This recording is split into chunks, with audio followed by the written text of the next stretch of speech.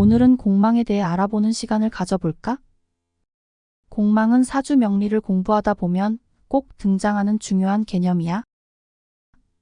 그래서 공망이란 무엇인지, 우리 인생에 어떤 영향을 미치는지, 그리고 공망을 긍정적으로 활용하는 방법에 대해 이야기해 볼게. 먼저 공망이 무슨 뜻일까? 공망은 말 그대로 텅 비어 있다, 사라지다라는 뜻을 가지고 있어. 사주에서 공망은 어떤 특정한 에너지가 공허하게 느껴지는 부분을 의미해. 쉽게 말해, 내 사주에서 힘을 잃거나 작용하지 못하는 부분이 어디인지 나타내는 개념인 거야. 그 부분에서 기대되는 결과나 성취가 잘 이루어지지 않거나 내가 그 부분에서 스스로 결핍감을 느낄 수 있지. 그런데 내 사주에 공망이 있는지 없는지 어떻게 알지? 먼저 공망은 천간 글자는 해당이 안 돼. 지지 글자만 해당이 되는 거야. 그리고 공망을 찾으려면 일지를 보면 돼. 공망을 연지, 즉 태어난 해도 기준으로 잡는 이론이 있는데 나는 일찍, 즉 태어난 날, 생일을 기준으로 하는 이론으로 공부했어. 만세력 천을 끼인 앱에는 0공망, 1공망 모두 나와 있으니까 이제 기초 공부 중인 친구들은 어느 정도 공부가 된 후에 0공망, 1공망 둘을 모두 볼지 아니면 1공망만 볼지 그때 가서 결정하면 될 것 같아. 오늘은 1공망을 기준으로 공망 찾는 법을 간단하게 알려줄게. 천간은 10개의 글자로 이루어져 있고 지지는 12개잖아.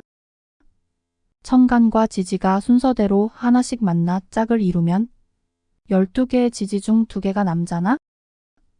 남은 2개의 글자가 공망이 되는 거야. 천간과 지지가 만나서 60갑자라고 부르는 60개의 조합이 이루어지는데 60갑자를 순서대로 10개씩 나누면 6개의 그룹이 되잖아.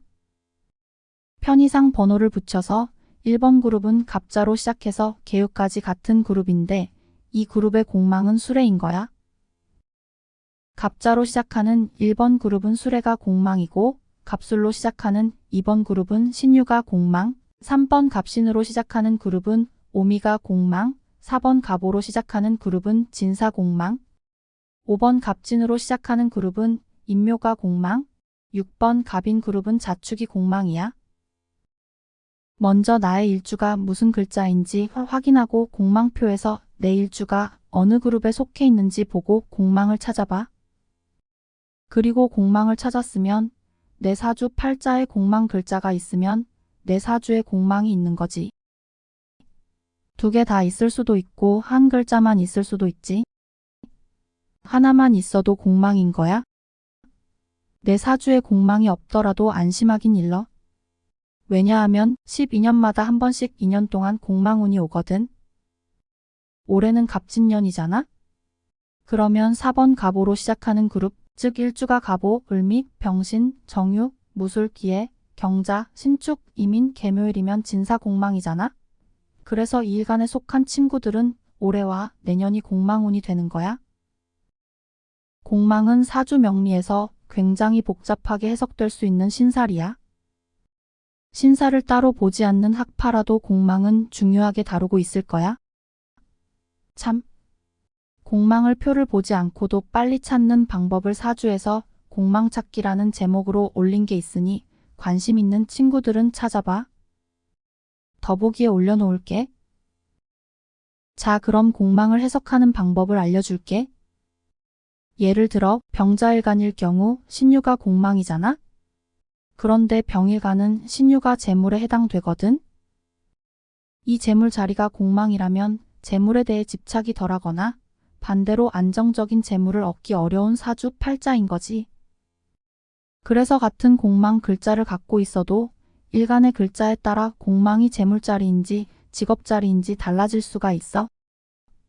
다른 관점으로 이 공망을 긍정적으로 받아들이고 물질적 집착에서 벗어나는 기회로 활용할 수도 있어. 공망은 우리가 어떤 영역에서 실패나 어려움을 겪을 수 있는지를 미리 알려주는 신호가 되기도 해.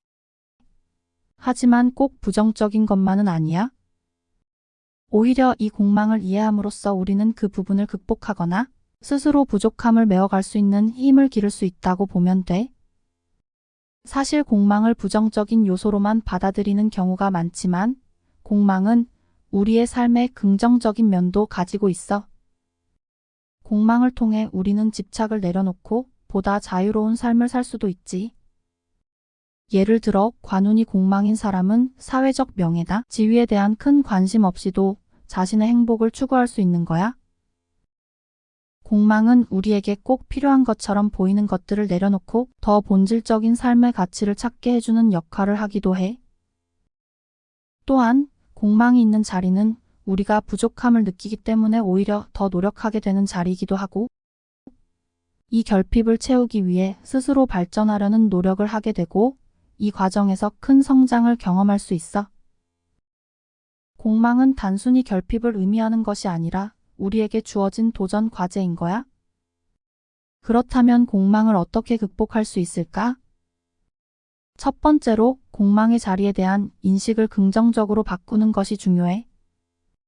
공망은 나에게 부족한 부분을 알게 해주는 신호일 뿐 절대로 두려워할 필요가 없어.